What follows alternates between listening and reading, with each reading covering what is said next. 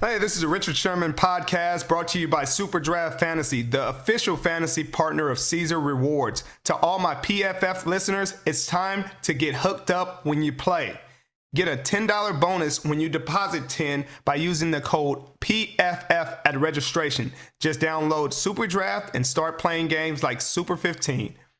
Get your hands on some cash prizes, Caesar Rewards credits, and more. We're even hooking you up with free PFF Elite subscription when you sign up. Just download the Super Draft app on Apple or Play Store. Use the code PFF when you create an account, deposit $10, and get a free PFF Elite subscription. The offer is only eligible for new accounts. Super Draft paid fantasy contests are available in 34 states. Must be 18 or older to play. Paid contests in most states. Visit superdraft.io for all eligibility restrictions. Well, I'm the best corner in the game. Don't you ever talk about me. Picked off. It is Richard Sherman. It's picked off by Sherman. Now, buckle up. Here he goes. And it is intercepted by Richard Sherman. Broken up. Picked off. This game is over. All right, welcome to the Richard Sherman podcast. I'm here again with my guy, Mitch Eisenstein. Later on, we'll be joined by the best corner in the draft, Sauce Gardner. And man, with a name like Sauce, I can't wait to have a conversation. Gonna go over a little tape, talk the game, talk ball, try to help him get better.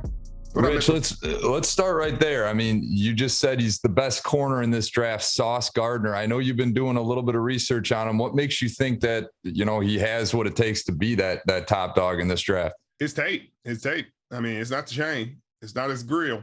It's his tape. His tape looks fantastic. He's at the line of scrimmage.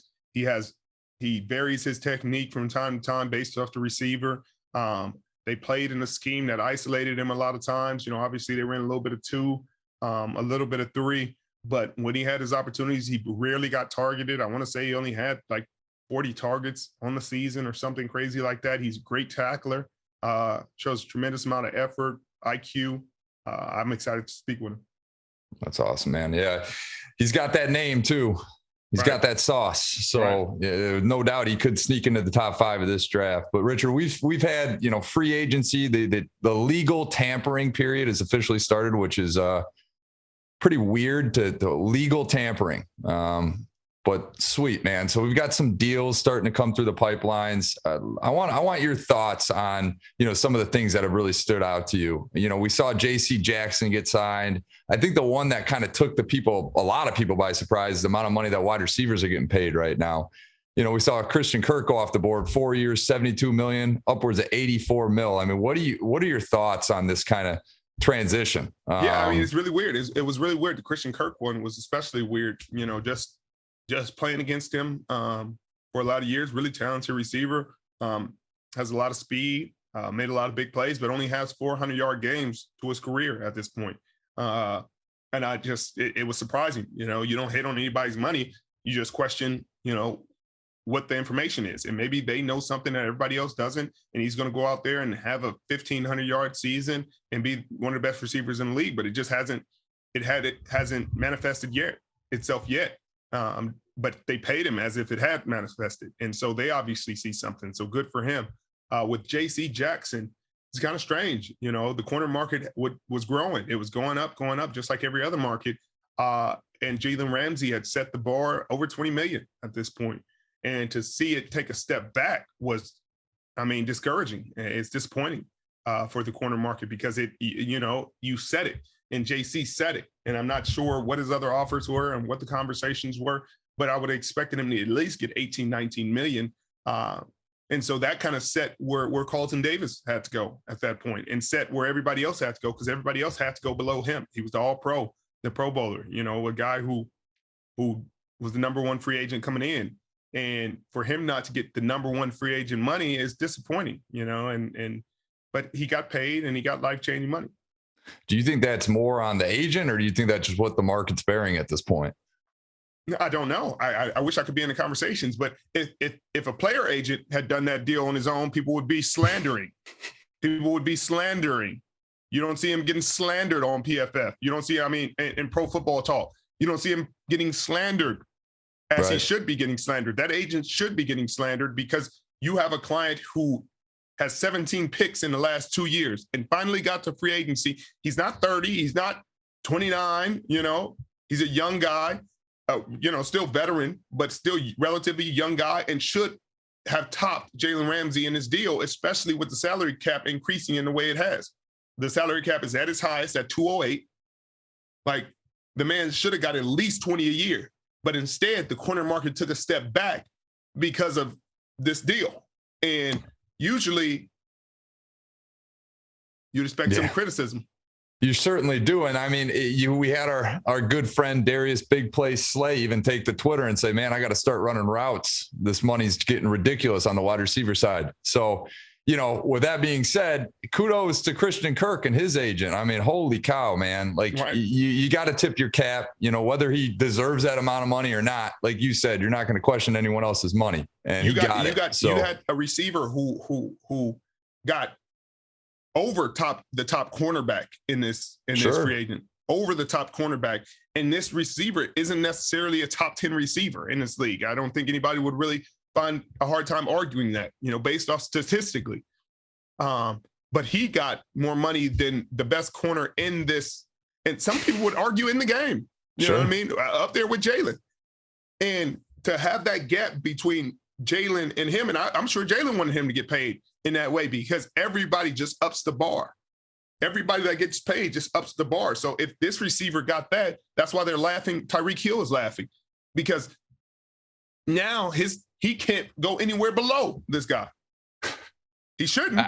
He's not going to sniff anywhere below. And I mean, you look at Devontae Adams. Now he's saying he's not going to play for the franchise tag, which I wouldn't either if I were him. I mean, here's a guy in the absolute prime of his career that's seeing guys that, can't even be held in the same sentence as him getting paid ridiculous amounts of money. I mean, you got to figure Devontae's thinking high 20s at this point with this amount of money being thrown around. No question. And with the way the cap is going up and the way it's expected to jump again, he's right. He's right. And he shouldn't play for that kind of money. It's just disappointing. You see, you hear DeMarcus Lawrence's agent, making a big deal of, man, I got the first fully guaranteed defensive contract.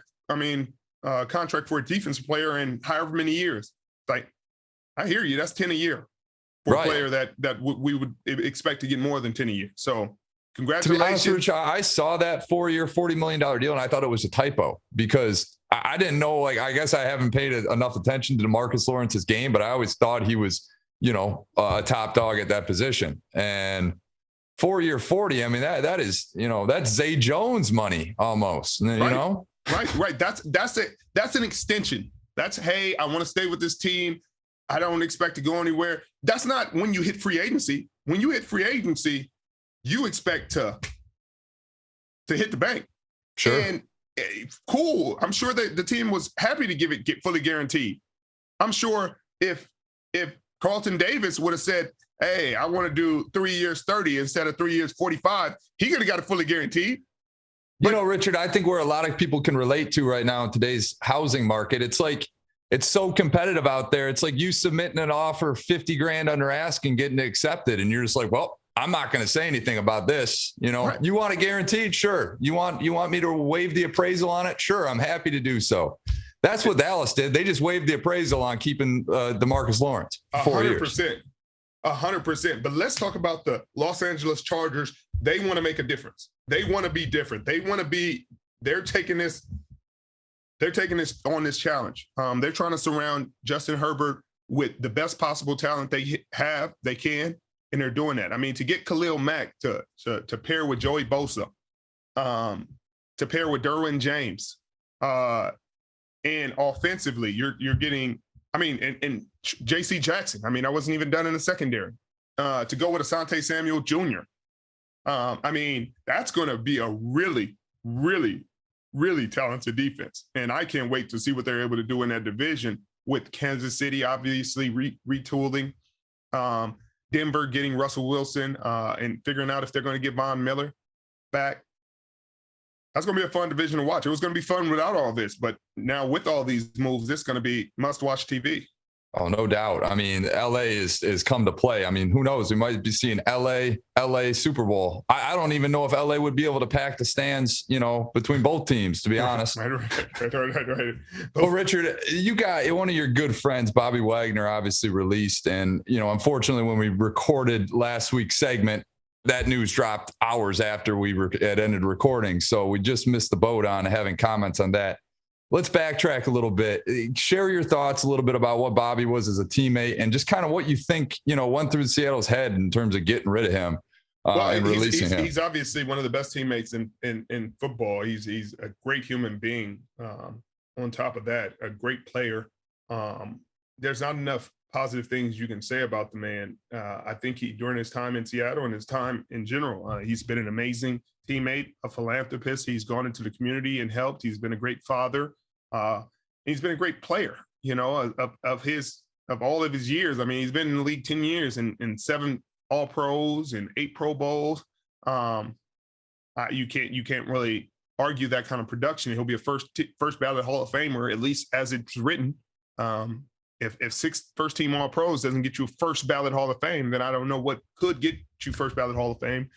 Been the best linebacker in football since he came in the league. It's just disappointing. It's just disappointing.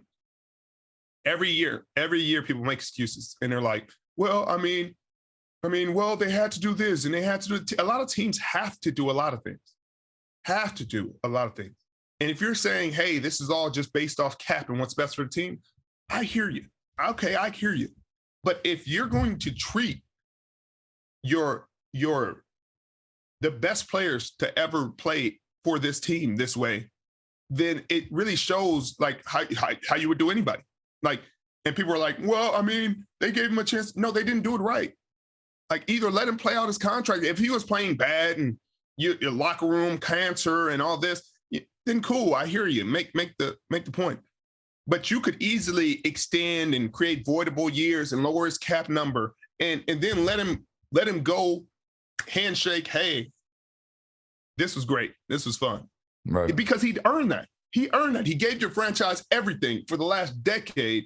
And that's the way you do them. And I feel bad for the Seattle fans. I feel bad because it's not fair to them either. Because they're excited about the season. We're going to be a contender. And you trade away the quarterback and you say, okay, well, maybe they have a plan here. They have a plan to get another quarterback or to draft or, to reset. Everybody can feel that kind of dissension developing. Okay. But with Bobby, you're saying like, hey, you didn't even have a conversation with him. Like, you didn't even ask him if he would restructure or lower his number. What are we doing? What are we doing? He's not playing bad. And if you're saying, hey, we're going in a different direction, what direction is it that Bobby Wagner couldn't fit in? And so I don't really understand the move. And it's just disappointing because you see so many great franchises do right by their legendary players, do right by them, even to their detriment, and you see what happened in Pittsburgh with Ben Roethlisberger or in New York with Eli Manning. Like, they give them the chance to go out on hey, this is probably a year too long, Ben, but we owe it to him. So, and it's not, and to that point, Rich, it's not like Bobby's production slipped, right? Still leading the team in tackles, yet another first team All-Pro. He's in peak physical condition always. That guy works harder than anyone. So it's not like you're dealing with somebody that has given up on the game, and is not motivated. He's internally motivated, and like you said, he's a legend, and he was the last, true piece of your guys' Super Bowl title. And now that's gone. And maybe it is a good thing for the Seattle fan base that they can finally have a factory reset, in their head and sit back and really appreciate, what you guys did and the Legion of Boom and what your guys' front seven really brought to the table during your championship run years. Because I don't want to speak for you by any means, but it's going to be a tough hill to climb back up. Right. Yeah. It took decades to reach that pinnacle. So, that being said, now Bobby's a free agent and the world is his oyster. And I'm sure every team with cap space or any team looking to create cap space wants him on their roster. Do you have any insight? Do you have any positions that you think that he would be a great fit for him? Yeah, we hear whispers. But I'm going to keep that close to the vest because he's keeping it close to the vest, and I'm going to let him give that information. So I don't want to spoil anything or start any rumors in regards to that. I'm going to let him control the conversation with this one. So see no evil, hear no evil. I've heard nothing. I've seen nothing. I can't wait to see where he goes. As true professionals say, man. Well, let's flip the script then. Let's move away from Bobby and talk about your teammate, Tom Brady. He surprised a lot of people, but I think he surprised no one as well, retiring and coming back within a 2-month span. I mean, what's your take on Tom's return? If you were surprised, then you fooled yourself and you played yourself. First off, the retirement didn't go off without a hitch. He was retired via Adam Schefter 3 days before he announced anything. That doesn't really seem like a guy that's retiring. Then paperwork never got submitted. That doesn't really seem like a guy that's retiring. Then the head coach has no idea it's happening of the team. Tom's not that kind of guy. He's not going to leave him out like that. He'll give him a heads up. So then it doesn't really seem like he's retiring. But Tom couldn't even keep the joke up over 2 months. Like Tom couldn't even keep it going 2 months. And then you hear about the Las Vegas sportsbook that's getting mad because sportsbooks have background information on everything. That's how they create their odds, literally. Oh, you got this background. Oh, I heard this guy hurt. Oh, I heard this guy's doing this. Well, sometimes you get got. I mean, it happens. But first off, you shouldn't have gave him 60-1 odds to get to the Super Bowl without him actually retiring. Wait until September to give those kind of odds. Whoever's running the sports books is probably gonna be looking for a new position here now. I don't know. They're breaking records right now with the numbers, but at least on that one. Oh my gosh. Yeah. I mean, it like I said, shocked a lot of people, but didn't shock me. That's for sure. I mean, I tell you who it probably shocked is the guy who bought his last touchdown pass at auction for over $500,000. You want to talk about next level. I don't want to call him stupid, but he's certainly probably questioning himself now. Right. Because now he just has it's still a touchdown ball in the playoffs, but sure, not worth what you thought it was, sir. But once again, it makes Tampa Bay the top of that division. They got to replace some guys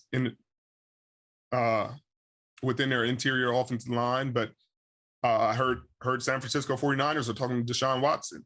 That's huge news. I don't think it changes a lot, but it changes the Jimmy Garoppolo conversation because if you say he's included in a trade to the Houston Texans and in return you get Deshaun Watson and then you have to maneuver some more for cap space. But as they always say, a team can always make happen what they want to happen. They can design these contracts how you want. And if Prague is going to have to earn his money if they get Deshaun Watson, obviously people would be saying, well, what about Trey Lance? I think what about Deshaun Watson? I think would be my rebuttal to that. Right. Deshaun Watson's 26, 27 years old. He would be your franchise quarterback for at least the next 10 years. You could do worse. He has a relatively reasonable cap number. He was the top 5, top 6 quarterback before all this craziness. I mean, he was freaking dragging the Houston Texans to the few wins that they got on his back.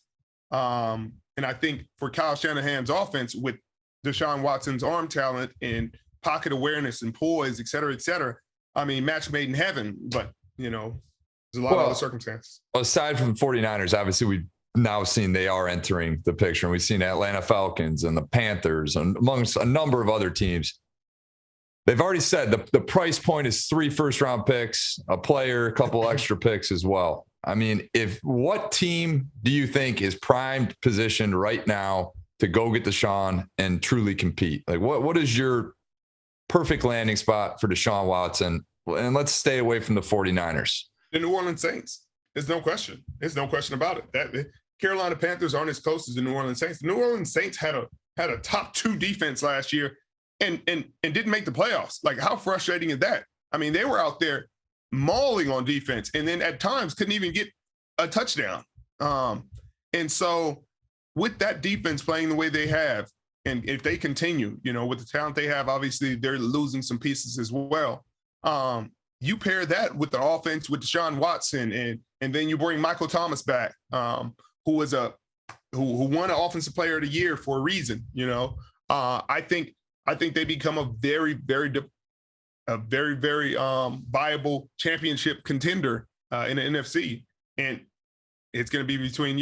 They beat Tampa Bay. That was there both games. They beat us both games with guys at quarterback that you did not expect to win those games. And so to put Deshaun Watson under center in those situations makes those games even more difficult.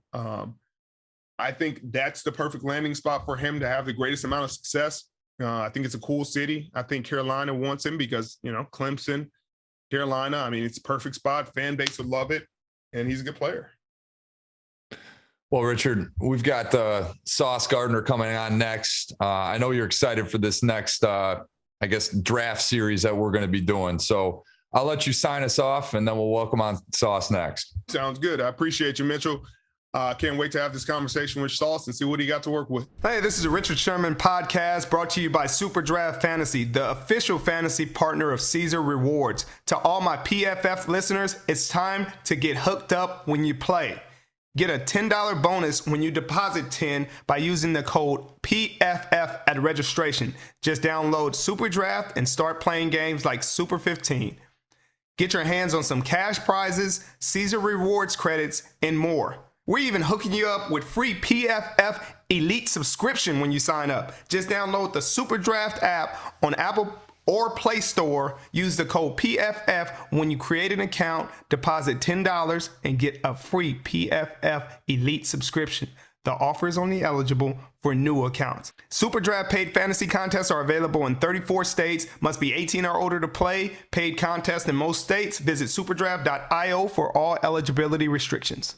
Well, it's that time of the day again, that time of the cast that we do the Super Draft Super 15 contest. Obviously, it's the props this week and last week and the week before that. You know who took home the W last week. No need to explain. I know the game. This week, over or under again. The first one is Kevin Durant. Over or under 28.5 against the Magic.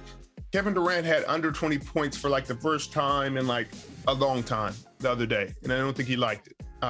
Obviously, Kyrie had 50, but I expect Kevin Durant, the ultimate scorer, to have over 28.5 against the Magic. I'm going over. Jimmy Butler, over under 20.5 against the Pistons. I don't think Detroit is playing any defense. Now, Mitchell, being a Detroit native, would argue otherwise, but I think he's going to have 21 points, 22 points against the Pistons, over. Devin Booker against the Pelicans.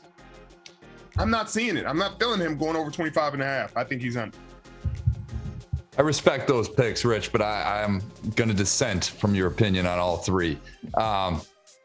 Kevin Durant, over under 28.5 against the Magic. The only reason I'm going under here, Rich, is for one, I think there's an outside chance he might just not play because the Magic are absolutely terrible and they're going to win with or without him. And two, I think they're going to be up so much after the first half, I think they'll probably sit him, so he's going to probably have 26 and then they're just going to say, hey, let's let our bench do the rest here. Jimmy Butler, I know you're not watching the Pistons, but they're playing well. Cade Cunningham is rookie of the year, despite all this talk about Evan Mobley. Right. And I think the Pistons keep him under, and I think they win. So, there's a double take there. And then Devin Booker, why not? Let's go over 25.5. The Suns are hot. The Pelicans are so-so. We're going to take Devin Booker to score over 25.5. I hear you, Mitchell. As the guy who's coming off the most recent win, I don't know. I got to give it to you, Rich. Ever since we switched from what I'm truly good at, and that's NFL football, and we moved to what you're truly good at, and that's NBA basketball, you've started to win. Thank you guys for tuning in this week. I am dumbfounded by Mitchell's last comment, and I'm going to need some time to recover from this. But you guys need to get on this, get your prop bets in. Use the code PFF at registration for your $5 contest free. No credit card required, no strings attached. Get in there, get to playing. Can't wait to see your results. All right, welcome to the Richard Sherman podcast. This week, we got the best corner in the draft, Sauce Gardner. Appreciate you joining me. Man, it's a blessing to be here, man. You said it right, man. The best corner in the draft. Come on now. I feel it. Hey, anybody that can walk in with Sauce on their chain, I got to respect. Yeah, you already know. Yes, sir. So what you feel like separates you? You know, obviously we're gonna go over some tape today if you're cool with that. But you know, obviously I feel like you're very similar to me in a lot of respects. And I respect your game and I love the way you play. I wish I was as developed as you are when I was coming out of college. You know, it took me my second, third year to get to where you are right now with your tech, your confidence, your ball skills, you're looking lean. So what do you feel like separates you? Man, my love for the game, man. I always said, man, I just enjoy everything about football. You know, the film study, you know, being on the field, being able to play with my brothers, you know what I'm saying? That's the main thing. The leadership that I bring, like you said, my technique, you know, I love, like, I make sure I work on my technique 24/7, you know, so I could just have an edge on the receivers and on my opponents in the future. So who do you feel like you resemble coming into the draft? Because I feel like you got a couple comps, but it's a few people. It's not just one person. Like, you know, like I've been saying you know what I'm saying? Jalen Ramsey, you know, Crow Marty, you know, those are the main three. You know, it's not just one person. You know, I study a lot of y'all, so you know, I take little bits and pieces out of each of y'all games. I do the same dang thing. I do the same exact thing. It took me. I got my off from Akeem. I could not play off for my life. I always side shuffle. So, you know what I mean? Butt to the sideline, side shuffle. Now, I could do that with the best of them. But when they condense you inside the numbers and it's just space and space, I had to watch a lot of lead tape and get that little shuffle out. And shoot, I done got 2-3 picks just playing his tech. But that's another way of you going to continue to do that is basically what I'm saying. As you get in the league, you got to continue to adapt and continue to adjust. And it'll make you great. Obviously, you didn't give up a tug in all 1,000 snaps you played in college. Like what you know, is that just a mindset thing? You know, or you know, obviously it's a few plays there, here and there where you know it's contested ball and you need one. But is that something you took pride in? I mean, you know, I always come in the game with confidence. You know, that I'm gonna dominate the receiver in front of me, no matter who it is. No, I never was coming in the game like, yeah, I'm about to make sure I don't allow a touchdown, you know, because at the end of the day, you know, I like playing with my brothers. You know, I'm a team player, you know what I'm saying? So I'm not really thinking about anything individually, you know, going into the game. You know, I just feel like that's what came with my preparation leading up to the week, leading up to the game, you know. That's just what came with it. You know, it's all God. You know, I feel like he blessed me with that, you know. One of my old coaches, they up there got a pick in the top 5. And they said you can go top 5, and it'd be a great scheme and a great fit for you. The New York Jets and Robert Saleh. Have you looked into that scheme? Have you met with them? What do you feel like going? You know what I mean? Do you want to be drafted by a defensive coach, or are you just like, hey, whoever picked me gonna get the best player in the draft? That's how I think about it. Whoever picked me gonna get the best version of me. You know, no matter where the team is, the record that the team had before I got there. You know, I'm gonna try to turn everything around. You know. That's just how I'm thinking. I don't have to come into no place where I'm like, yeah, you got to be all set out. You know, I'm going through the rebuilding process. I like that. Well, if you don't mind, I'm gonna throw on this tape and we're gonna go through it. And you know, you got a lot of strengths and weaknesses. Well, you don't got a lot of weaknesses, obviously, but a lot of strengths to your game is at the line of scrimmage. But I noticed you switch your tech from time to time. Like sometimes you step kick, sometimes you soft shoe, sometimes you like pedal and reset. What are you thinking about going into that? Is that just based on the receiver? You got to think. Like I never allowed a touchdown, so everybody want to score the first touchdown on me. So they just get to studying me a lot. So I'll be like, man, I got to do something different. You know what I'm saying? Just like playing Alabama, they knew like, yeah, I want to get hands on, but I'm like, all right, I might inch a little bit and then get hands on like 2 yards down the field. You know what I'm saying? So it just depends on who the opponent is. You know, I just try to switch things up, do things differently, you know, so the receiver or offensive coordinator can't get a beat on me. Yeah, I feel that. You know, against Bama, we're going to get to the tape, but against Bama, they ran that little out and up, that 7 pump on you. And you were able to get it stopped. You know what I mean? Your hips was moving. But do you think that's because I mean they've run that on me as well? They that damn 7 pump, and you just got to understand how you playing it. Or am I gonna get some more width and keep my back to the sideline? Am I gonna square? You decided to square back up. We was in cover 3, so I was literally. But it's not football; it's football. So I'm not about to play like a robot. It's third down. You know what I'm saying? They best receiver is in front of me. Right. So I'm turning into every zone like.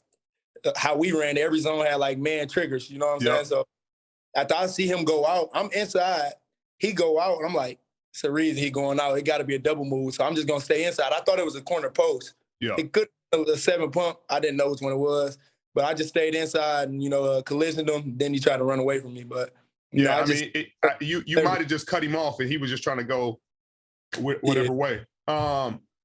I also saw plays where you backside, single receiver side, and you just bail at the snap.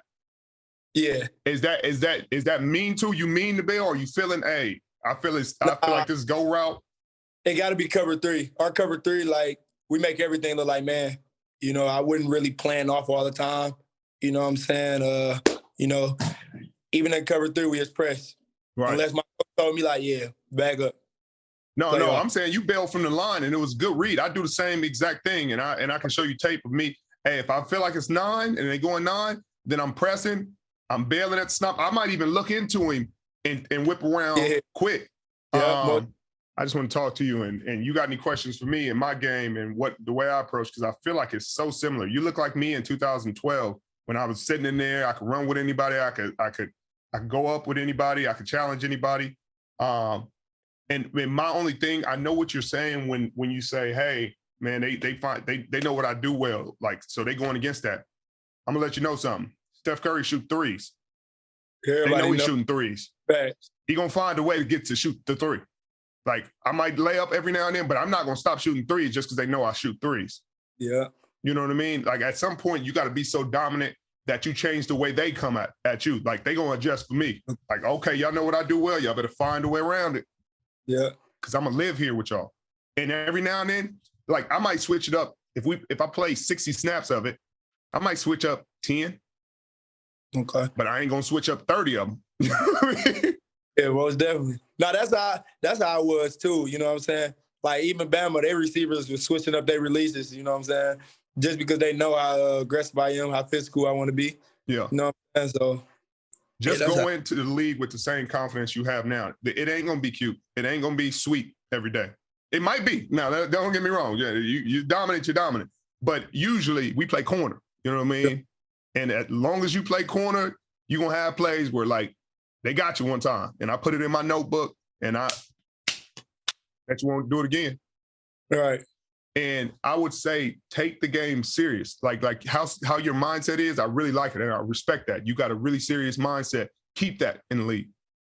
Right. Like nothing is more important than this. And the season is it's not like college where you got winter conditioning and spring ball and summer ball, and it's the season, off season, season, off season. Now there's OTAs and stuff in between, but that's not the season. You know what I mean? It's not as serious.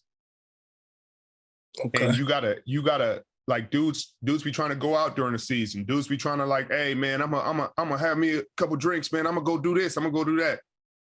You can do that. You can do that. Nah. It just ain't gonna shake out how you want it to. Right. I'm cool. You know what I mean? Yeah. I do got a question though. Like, what was your biggest adjustment though? Like coming into the league from college, like what did you have to do differently? You know what I'm saying? Like, what did you have to adapt to?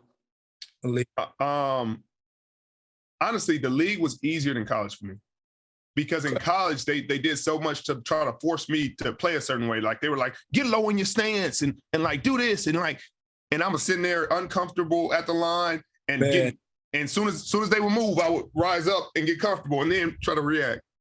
And when I got to the league, they were like, get in a comfortable stance that you could stand in for 2 hours. And I got in the stands, like my knees was a little bit bent, but like I ain't standing there for 2 hours. Like if that's how you comfortable, that's how you play from now on. And so I think my biggest adjustment in the league was just fully trusting myself, like understanding, because I was a 5th round pick. I wasn't going top 5. So I was like, if I'm gonna get cut and you know what I mean? I'm gonna go out playing like I play. Like I'm gonna go out letting them hang every single day, and I'm gonna work and I'm gonna grind and I'm gonna get better. And it worked out really well because every day I was challenging myself, and every day I felt like I was game planning my offense. All right. So just like you said, I watched tape on the opponent, and I'm like, man, I know what they do. You're gonna play your offense all the training camp, all the OTAs, game planning, boys. Like just like you knew your receivers at Cincy, and you knew your quarterback. Know your team. So when you get out there in mini camp and training camp, it's just the same. Like these is people. Like these is human beings. Boy, you could pick them off the same way. The ball's easier to catch. It ain't got the lines, but it's easier to catch. And just like you got to have a practice tempo that matches your game tempo. Like, don't be BSing in practice. You don't have to worry about the games. If you're practicing hard, it's going to show. If you're BSing at practice, there's some people that can do it, but not a lot. Right. But that's what I would say. I would say you don't have to worry. You don't have class. Yeah. You don't got class. You don't got study hall. You ain't got to go nowhere. Like the league is all you do.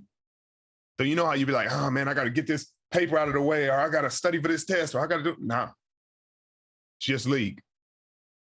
Okay. It's just you get out of work. You can really do whatever you want. If you don't want to study tape, don't. Just ain't gonna work out great. Right. But at the end of the day, how great you're gonna be is gonna be up to you. Okay. And that's what I got for you, man. I think you've done a great job putting yourself in the best position possible. I've enjoyed watching your tape. I've enjoyed your journey. What do you think made the difference for you coming up? Because you know what I mean? I know it wasn't just all sweet for you. You talking about coming up like in life in general? In like general. Younger? I mean, I would probably say my circumstances. Yeah. You know what I'm saying? Being from Detroit. Yeah. You know, doing everything she can, you know, so I can have a roof over my head, food on the table, you know. So that's my main reason. You know what I'm saying? That's the main thing.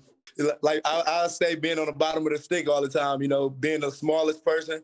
You know, I feel like God had blessed me with a growth spurt in high school because, man, I just posted a video on my Instagram story, and it's crazy, bro. I was always just saying, I'm going to do this, I'm going to do that. But ain't nobody believe me because I was so small and everything like that. So, you know, God has been blessing me, you know, to get in the position that I'm in today. What you going to do now? Like, what's going to motivate you now? Man, like now your mama going to have a house. Now you going top 5. You ain't the underdog no more. They coming at your neck every week. What's going to motivate you now? Like I said, man, my love for football, it's not just my mom that is the reason I'm playing football, you know. Just my love for football, man. I grew up watching football, watching the greats, you know, watching you in the recent years, you know. I always wanted to be like the people I was watching, you know, be better than them. So, yeah, that's the main thing, man. It's just my love for the game. Yes, sir. What's your goals coming into your rookie year? I want to be a Pro Bowler. I want to be the best corner in the league as a rookie, you know. I like that. I would say that's my main thing, you know, just being the best cornerback in the league. Them boys was nice last year. I can't lie. Them boys came in very prepared. Pat Surtain, his tech as a rookie was unbelievable. That boy was standing in there with everybody, choking people out. His off was nice. And I think you could be better. I think you can be better than I was, especially. I had me 4 grabs, but it took a lot of learning. I don't think you're going to have that same kind of learning curve. You coming in understanding, hey, you can play. I just need the playbook, keep it simple, get out of my way, let me dominate these boys. Now, You get a little handsy, you're going to have to work on that. Okay. Because they going in the league, they hard on that. They want these receivers open. They don't want you to touch them. Now I'm not saying don't jam them up. I'm saying you got to have more of a plan past 5. Yeah. Sometimes you be at 5, 6, 10, 12, still jamming these boys up. In college, you can. Yeah. But in the league, you're going to have a chance, like position, like hand on his chest plate, like control, then recognize the route, then drive. You know what I mean? And anytime you feel like you feel down or you feel, just remind yourself who you are. Remember how dominant you can be, because it ain't always going to be pretty. It ain't always going to be sweet, but you are who you think you are. Right. That's my 2 cents. I appreciate you coming on, man. I'm enjoying your journey, and I'm happy for your mama. She gonna get out. You gonna get her a house out in Detroit, or are you gonna move her where you at? It's up to her, man. I don't know yet. I love that. We talked about it, but we haven't came up with like, all right, this is what it's gonna be. We just talked about the pros and the cons for both of them. Yeah. I mean, shoot. Either way, man, it's impressive. It's impressive to see what you were able to do, what your teammates were able to do with you in Cincinnati. Did you ever expect when you got to Cincinnati, y'all be going to a college playoff? Nah, not going into nah. Y'all built that though. Yeah, most definitely.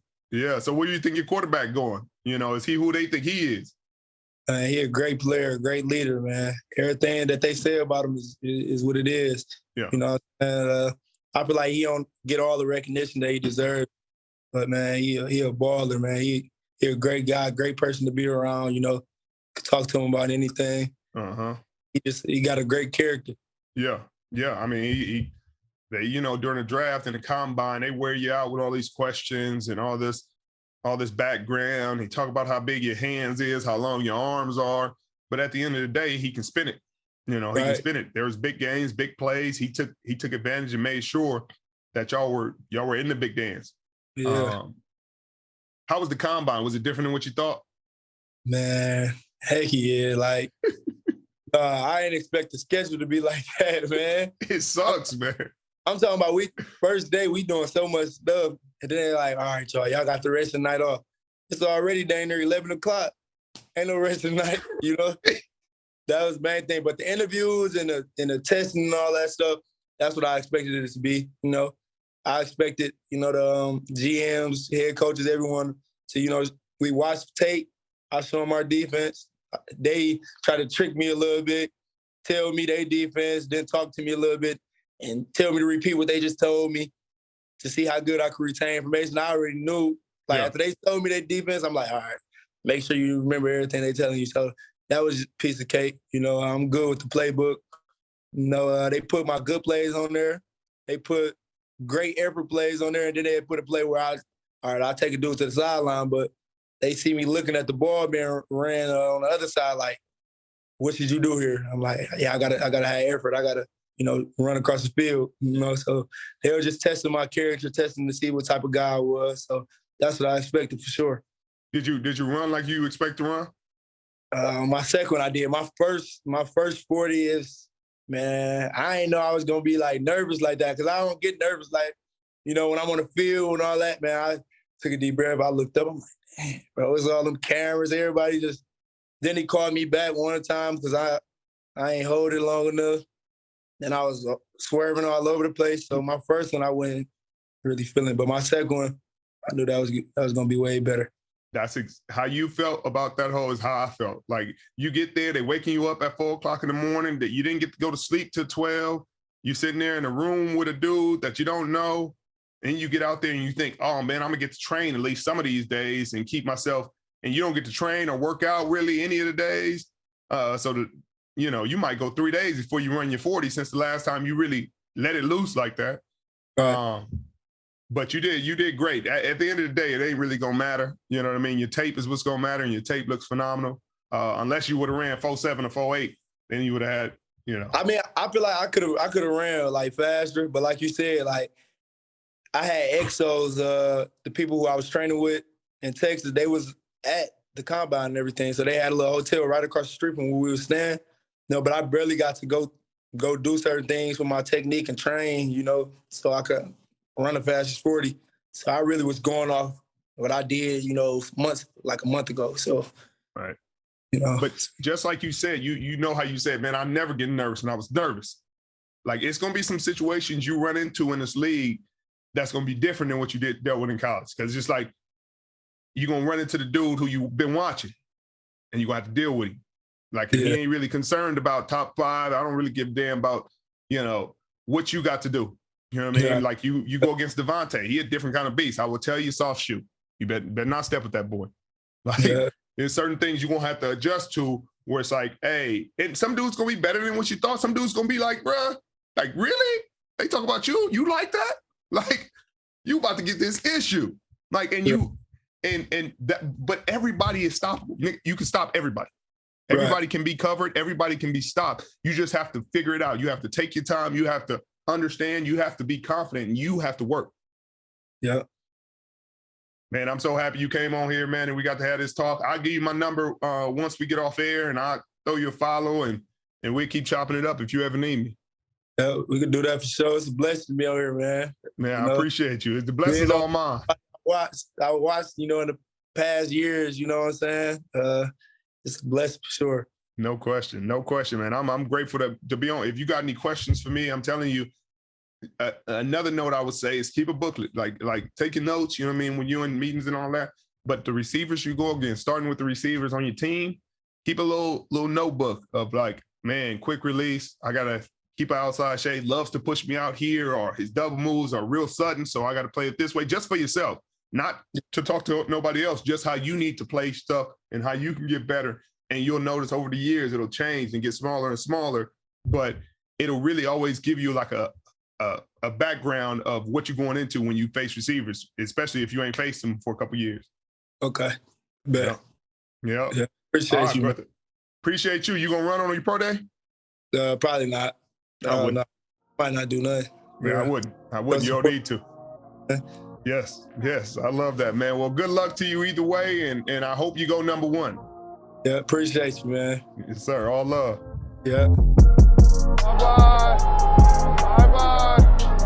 Be in traffic.